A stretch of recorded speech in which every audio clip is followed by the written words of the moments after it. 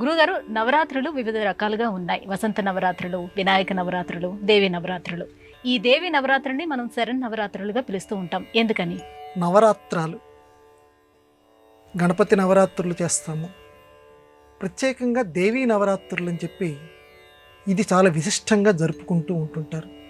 ఎందుకని చేస్తారు అని అంటే, ప్రాచీన సంప్రదాయం ప్రకారం పగలు శివుని యొక్క స్వరూపమైతే రాత్రి అమ్మవారి యొక్క స్వరూపంగా చెప్తారు.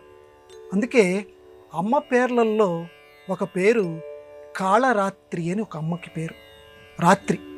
అందువల్ల దేవీ నవరాత్రుల్లో తప్పనిసరిగా రాత్రిపూట, అంటే పగలపూట కూడా చేసేటువంటి సంప్రదాయం ఇప్పుడు ఉంది, కానీ పూర్వపు రోజుల్లో రాత్రిపూట అమ్మవారి యొక్క ధ్యానం చాలామంది చేసేవారు. ఇప్పుడు క్రమంగా పగటిపూటే అమ్మకి సంబంధించి ఆ 9 రోజులు కూడా పూజ చేసేటువంటి అలవాటు వచ్చింది. ఇది 9 రోజులు ఎందుకు చేస్తారు అని అంటే, ఈ 9 రోజుల్లోనూ అమ్మకి సంబంధించినటువంటి పరిపూర్ణమైనటువంటి దయ మన అందరి మీద కూడా ప్రసరించాలి అనేటువంటి ఉద్దేశ్యంతో చేస్తారు. నేను మొట్టమొదటి మనవి చేసినట్లుగా అమ్మ రాత్రి స్వరూపంగా చెప్తారు కాబట్టి రాత్రిపూట దేవి, ఈవిడ దేవి అని అంటే దివ్యతే ఇది దేవి, ప్రకాశించేది.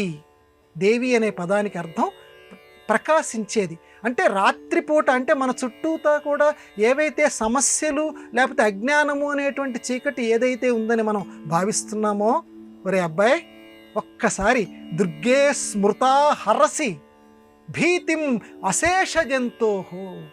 ఒక్క జంతువు కాదు, మనందరం కూడా జంతుస్వరూపం, పశుప్రాయులం. కాబట్టి ఒక్కసారి నన్ను తలుచుకుంటారా నాన్న. తలుచుకుంటే మీలో ఉన్నటువంటి ఈ భయం ఏదైతే ఉందో, ఈ సంసార భయం ఏదైతే ఉందో, అమ్మో రేపు ఎలాగా ఈరోజు గడుస్తుందా లేదా, నేను రోడ్డు మీద వెళ్తుంటే ఇంటికి నేను క్షేమంగా తిరిగి వెళ్ళగలనా లేదా, ఇలాంటి 1-2 1,00,000 భయాలు మీకు. ఈ భయాలన్నింటినీ కూడా ఓ దుర్గే, ఓ అమ్మ నిన్నొక్కసారి తలుచుకుంటే హరసి, పోగొడతావు తల్లి, నువ్వు హరించి వేస్తావు మాలో అని చెప్పి అమ్మని ప్రార్థన చేయాలి. ఈ దేవీ నవరాత్రుల్లో ఎవరికి తెలిసినటువంటి గ్రంథాలు వాడు చదువుకుంటూ, లలితా శాస్త్రం ఇలాంటివి చదువుకుంటూ, దుర్గా సప్తశతి మొదలైనవి చదువుకుంటూ ఈరోజే పరమ పవిత్రంగా అమ్మకి రకరకాల చోట్ల రకరకాల అవతారాలతోటి అమ్మని పూజ చేస్తూ ఉంటారు. ఈరోజే చక్కగా ఆ విజయవాడల ఇలాంటి చోట్ల బాలా త్రిపుర సుందరి అవతారంతో, అలాగే వేరొక చోట మన శ్రీశైలం ఇలాంటి చోట్ల శైలపుత్రి అవతారంతో అమ్మని తలుచుకొని పూజ చేస్తూ ఉంటారు. విడిగానే అమ్మ అని అనుకుంటే సరిపోతుంది, అమ్మలగన్నా అమ్మని అనుకుంటే సరిపోతుంది. ప్రత్యేకంగా అమ్మకి ఒక అలంకారం చేసి మనం పూజ చేయటం ఎందుకంటే, అమ్మ బిడ్డని గనక ఏ రకంగా రకరకాల వేషాలు వేస్తుంది. మా కలియుగంలో మనం చూస్తున్నాం కదా, తన బిడ్డ మామూలుగా ఒక డ్రెస్ వేస్తే అమ్మకి తృప్తి ఉండదు, వాడికి ఏదో రకరకాల డ్రెస్సులు వేసి వాడిని ముద్దుగా చూసుకుంటుంటుంది.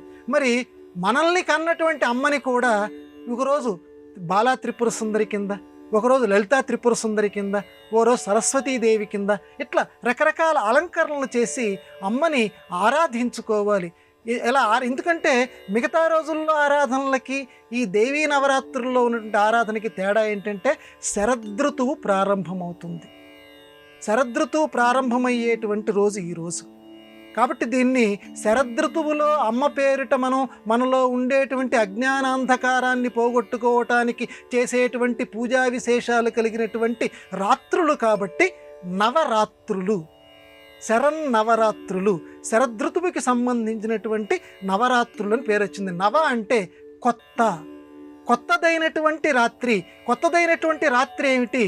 అజ్ఞానం తొలగిపోయి కొత్తదిగా ఈ రాత్రిలో అమ్మని దర్శించగలిగినటువంటి, ఎక్కడైతే కన్ను పడుచుకున్నా కనరానటువంటి చీకటి, అలాంటి చీకటిలో నువ్వు అమ్మని సందర్శించగలగాలి.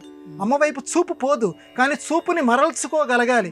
అమ్మ నీకు దర్శనమిస్తుంది లాలిత్యంతో కనుక, భక్తితో కనుక నువ్వు కొలిస్తే. అందువల్ల ఈ దేవీ నవరాత్రులు అందరూ కూడా విశిష్టమైన భక్తితో జరుపుకొని అమ్మ కృపకి అందరూ పాత్రులగుదురు గాక.